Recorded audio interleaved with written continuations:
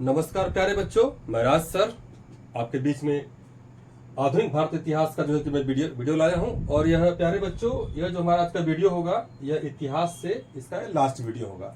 जो भी फैक्ट मैं आपको दे रहा हूं, इंपॉर्टेंट क्वेश्चन बना करके, तथ्य दे करके, तो इसका ये लास्ट वीडियो है। और प्यारे बच्चों, लगभग ये मान के लिए कि मैं कल से आपका रीजनिंग शुरू कर दूंगा। रीजनिंग के जितने भी टॉपिक हैं, ब्लड रिलेशन हो गया, ABCD वाला हो गया, ठीक है, सारी चीजों को मैं आपको बताऊंगा। ठीक है, तो आइए देखते हैं। आधुनिक भारत का इतिहास से लास्ट टॉपिक है, चौरी चौरा स्थित है। ये क्वेश्चन पूछता है कि चौरी चौरा स्थित है, तो क्या बताएंगे प्यारे बच्चों? गोरखपुर में। गोरखपुर कहाँ पड़ता है? यूपी में। याद रखिएगा, एक कांड हुआ था चौरी चौरा कांड। देखिए दूसरा क्वेश्चन में लिया हूं ना, चौरी चौरा कांड कब हुआ था? तो क्या बताएंगे?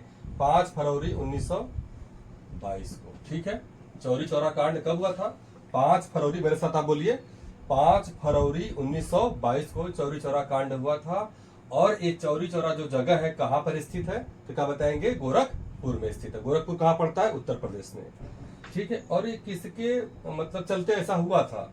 तो असहयोग आंदोलन, याद रखिए, असहयोग आंदोलन जो कि कब स्टार्ट किया गया था? 1920 में। ठीक है, तो असहयोग आंदोलन चल रहा था, तो उसी समय यह जो चौरी चौरा कांड उसके बाद हुआ। उसके मतलब 20 में स्टार्ट किया तो 22 में हुआ है ये। ठीक है, 2 साल बाद। ठीक है बच्चों, नेक्स्ट, स्वराज पार्टी का गठन। स्वराज पार्टी का गठन कौन किया था? तो क्या बताएंगे? स्वराज पार्टी का गठन मोतीलाल नेहरू और चित्तरंजन दास, यानी को बोलते हैं CR दास। कब हुआ था? 1923 में। याद रखिएगा। एक्चुअली आपके जो एग्जाम है, राष्ट्रीय योग्यता धन परीक्षा, इसमें सन से एग्जाम क्वेश्चन नहीं आते हैं, मतलब क्वेश्चन नहीं पूछता है, लेकिन फिर भी आपको और भी तो एग्जाम देना है, इसलिए याद रखिएगा कि स्वराज पार्टी का गठन मोतीलाल नेहरू और चित्तरंजन दास ने दिया था 1923 में। ठीक है बच्चों, और ये मोतीलाल नेहरू कौन थे? जवाहरलाल नेहरू के पिताजी। ठीक है, ये क्वेश्चन बहुत इंपॉर्टेंट। देश बंधु और दीन बंधु दोनों में बहुत कंफ्यूजन होता है बच्चों को, मैं भी याद करवा दे रहा हूँ। देश बंधु किसे कहा जाता है? चित्तरंजन दास। देखिए, देश द और यहाँ पे दास, बस इतना पकड़ लीजिए। देश बंधु जब पूछेगा तो ऑप्शन में चित्तरंजन दास भी रहेगा और CF एंड्रूज भी रहेगा, ताकि बच्चे कंफ्यूज हो, जानबूझ के ऑप्शन डालता है। तो जब देश बंधु की बात आएगी, देश बंधु, तो आप दास, चित्तरंजन दास। और जब पूछेगा दीन बंधु की बात आएगी, तब CF एंड्रूज याद कर लीजिए। एक याद रहेगा, दूसरा अपने आप हो जाएगा। साइमन कमीशन कब नियुक्त हुआ था? साइमन कमीशन नियुक्त हुआ था 1927 में। साइमन कमीशन कब हुआ था नियुक्त प्यारे बच्चों? 1927 में।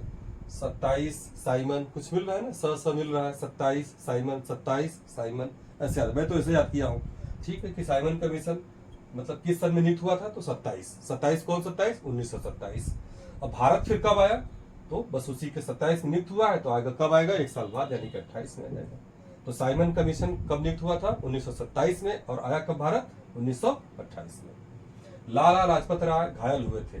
लाला लाजपत राय घायल हुए थे, कब हुए थे? तो साइमन कमीशन के विरोध में हुए थे, और इनका क्या हुआ था? लाठी चार्ज हुआ था। तो याद रखिएगा, क्वेश्चन पूछेगा कि लाला लाजपत राय कब घायल किसके विरोध में हुए थे? तो क्या बताएंगे? यही साइमन कमीशन जो 1928 में आया हुआ था।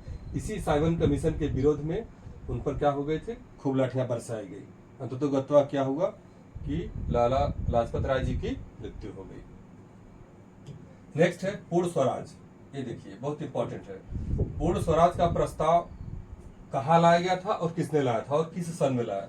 तो पूर्ण स्वराज का प्रस्ताव लाहौर, जो कि अब कहाँ पर है? पाकिस्तान है। ठीक है, पाकिस्तान में। तो पूर्ण स्वराज का प्रस्ताव लाहौर में लाया गया। किसके द्वारा लाया गया था, यानी उस समय कांग्रेस के अध्यक्ष कौन थे? तो जवाहरलाल नेहरू। ये क्वेश्चन बहुत पूछता है कि पूर्ण स्वराज का प्रस्ताव कहाँ पर लाया गया था, ये भी पूछता है एक क्वेश्चन। लाहौर में किसके द्वारा लाया गया? जवाहरलाल नेहरू के द्वारा।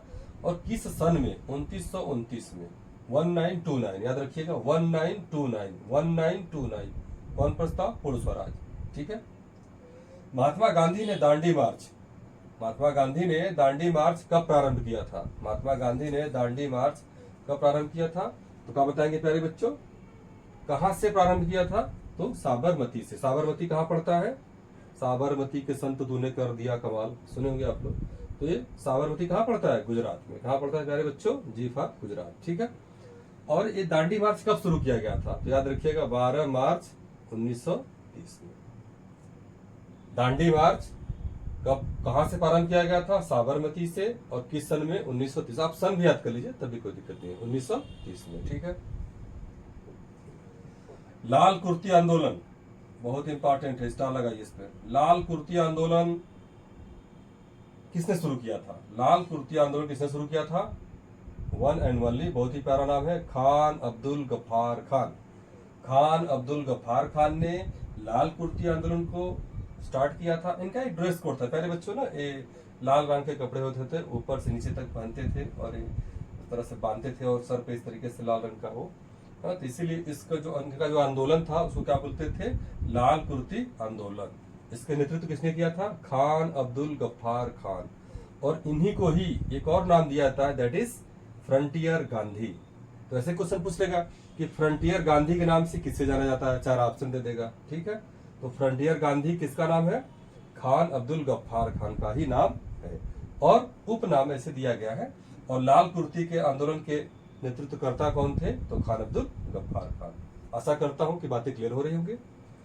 नेक्स्ट, मोस्ट इम्पोर्टेंट, इसको लिख लीजिए, मोस्ट इम्पोर्टेंट। ये आपकी पिछली एग्जाम्स में जो राष्ट्रीय आयुक्ता है इसमें कई बार पूछ चुका है, ठीक है। अगर मैं बार बार नाम ले रहा हूँ राष्ट्रीय आयुक्ता का, सिर्फ उसी नहीं, ये पुलिस एग्जाम्स हो गया, एसएससी हो गया, रेलवे हो गया, जीडी हो गया, हर एग्जाम जो भी वनडे एग्जाम होता है सब में आएगा। गोलमेज सम्मेलन तो बहुत इंपॉर्टेंट होता है। देखिए, तो सबसे पहले ये जानिए कि गोलमेज सम्मेलन जो हो रहा था, ये राउंड टेबल था ऐसे गोलमेज, इसी को बोलते हैं गोलमेज सम्मेलन। मेज होता है ना इस तरह का रेक्टेंगल टाइप का, उस तरह का। तुर्की ने कैसा था? बहुत बड़ा सा था, गोल गोल, ठीक है। तो गोलमेज सम्मेलन कहाँ पर आयोजित हुआ था? पहले तो एक क्वेश्चन बन जाएगा। तो प्यारे बच्चों क्या बताएंगे? लंदन में। कहाँ पर? लंदन में। कितने सम्मेलन हुए थे? तो 3 सम्मेलन हुए थे। अब देखिए, अब किस किस सन में हुए थे? कभी कभी सन में पूछ लेता है। तो गोलमेज सम्मेलन 3 हुआ था, प्रथम गोलमेज सम्मेलन, द्वितीय गोलमेज सम्मेलन और तृतीय गोलमेज सम्मेलन। किस सन में हुआ था? तो बहुत इजी है, देखिए 1930, 1931, 1932। प्रथम 1930, द्वितीय 1931 और तृतीय 1932, ठीक है। तो एक क्वेश्चन पूछता है कि महात्मा गांधी जी किस गोलमेज सम्मेलन में पार्टिसिपेट किए थे? महात्मा गांधी जी किस गोलमेज सम्मेलन में भाग लेने के लिए गए हुए थे? तो क्या बताएंगे? द्वितीय। दूसरे गोलमेज सम्मेलन में महात्मा गांधी जी गए थे और उनके साथ और कौन कौन गए थे? सरोजनी नायडू गई थी, मदन मोहन मालवीय जी भी गए थे, ठीक है।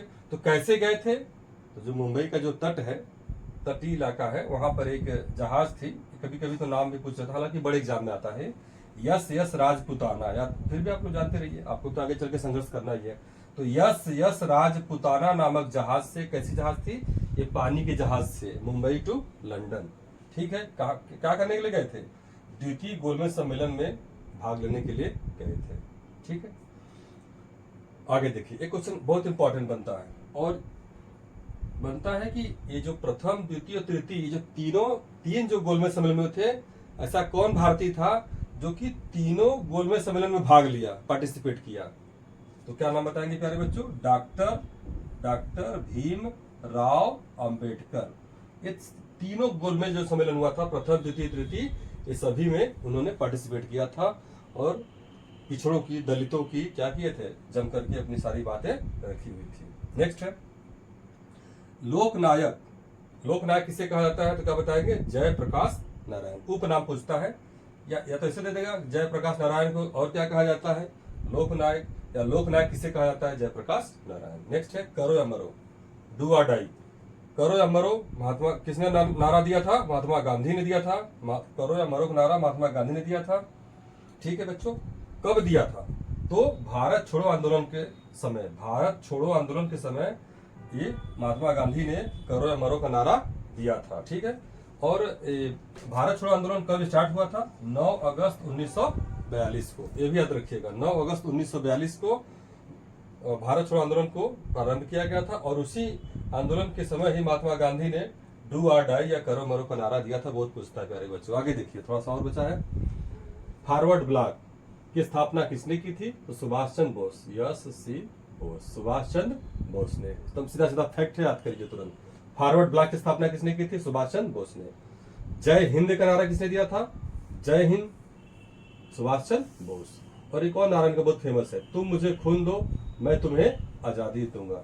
तुम मुझे खून दो और मैं तुम्हें आजादी दूंगा, किसने कहा था? सुभाष चंद्र बोस जी ने। और जय हिंद का भी नारा उन्होंने कहा था। नेक्स्ट, स्वतंत्र भारत, बहुत इंपॉर्टेंट ये भी है, स्टार लगाइए इस पर। स्वतंत्र भारत के प्रथम गवर्नर जनरल, याद रखिएगा, स्वतंत्र भारत के प्रथम गवर्नर जनरल कौन थे? Lord Mountbatten. याद रखिएगा, स्वतंत्र भारत के प्रथम गवर्नर जनरल लॉर्ड माउंटबेटन। और फिर क्वेश्चन पूछेगा कि स्वतंत्र भारत के, तो यहाँ पर तो प्रथम की बात कर लिए थे, तब होगा लॉर्ड माउंटबेटन।